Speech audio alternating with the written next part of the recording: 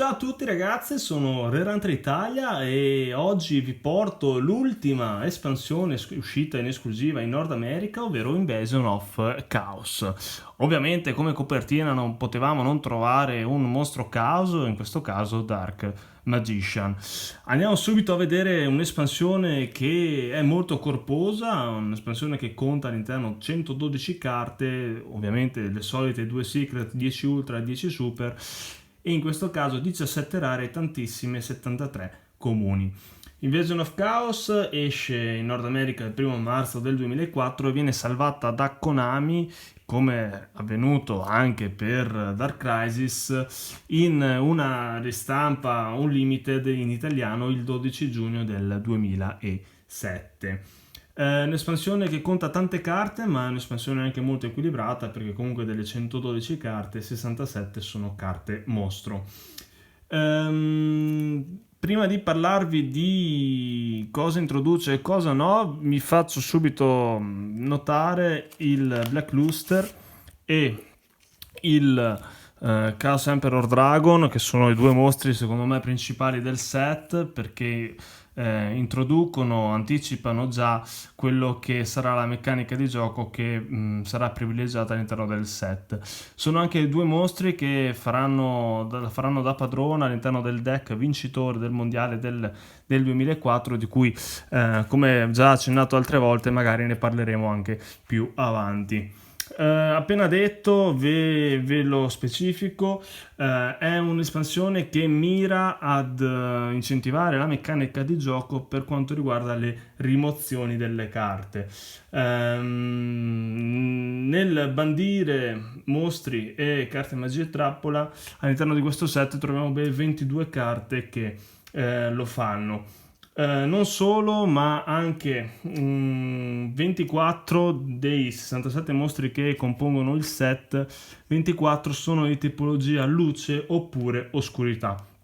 Questo anche perché 4 carte specificatamente all'interno del set, tra cui anche le più potenti, guarda caso, designano come tipologia di mostro per l'attivazione dei loro effetti sia mostri luce sia mostri oscurità.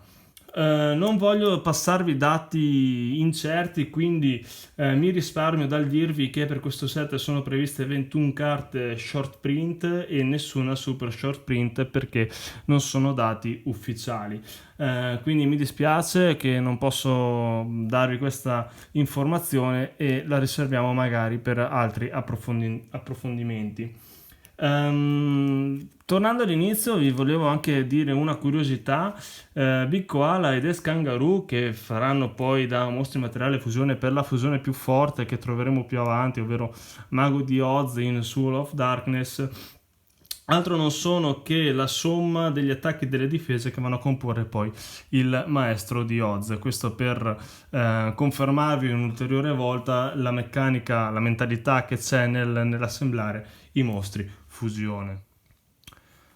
Andando a sfogliarvi questa bella espansione, vi parlo anche del fatto che non solo carte di attributo luce e oscurità, ma vengono riservate anche comunque 11 carte mostro di tipo acqua. Infatti in questa espansione, come vi faccio vedere tra un attimo, vengono riservate veramente tante carte per i mazzi di tipologia acqua.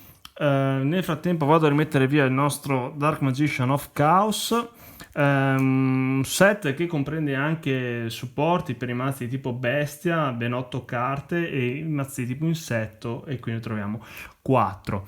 Eccoci qua nei piccoli supporti per i mostri tipo acqua. Sicuramente il più rilevante è Levia, Dragone e Dedalo, mostro fondamentale secondo me, perché grazie a Umi permette di distruggere tutte le carte sul terreno tranne questa carta. Un mostro secondo me dall'artwork bellissimo, per fortuna Konami ce lo regala in formato ultra raro.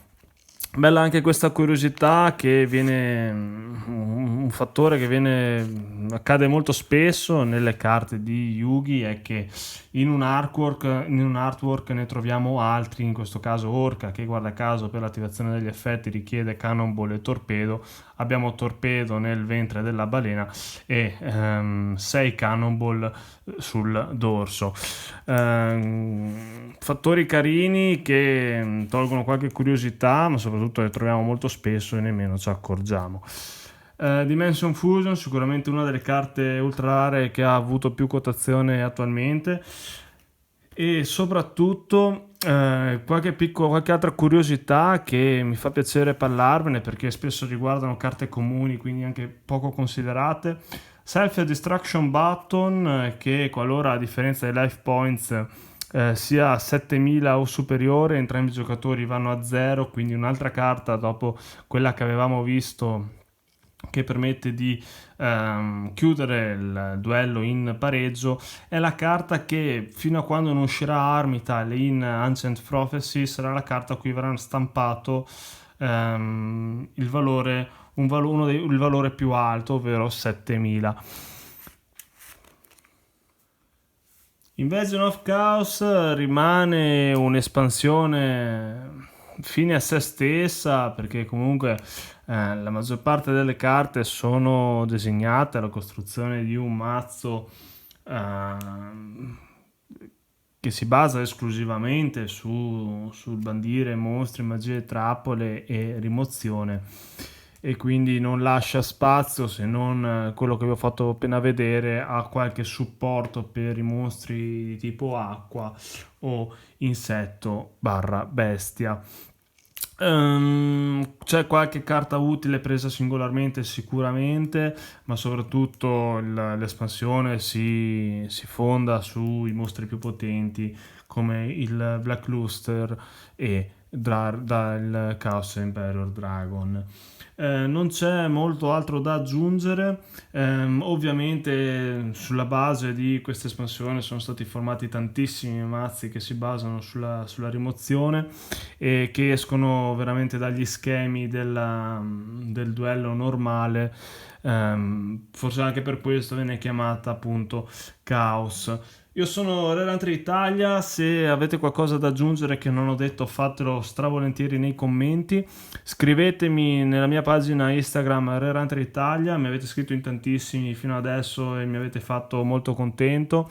Ci vediamo al prossimo video, si chiude qua la parentesi di esclusive nordamericane perché dalla prossima Antico Santuario torneremo ad essere al pari con le nordamericane, per fortuna, anche per quanto riguarda le italiane. Ci vediamo al prossimo video, grazie a tutti, alla prossima.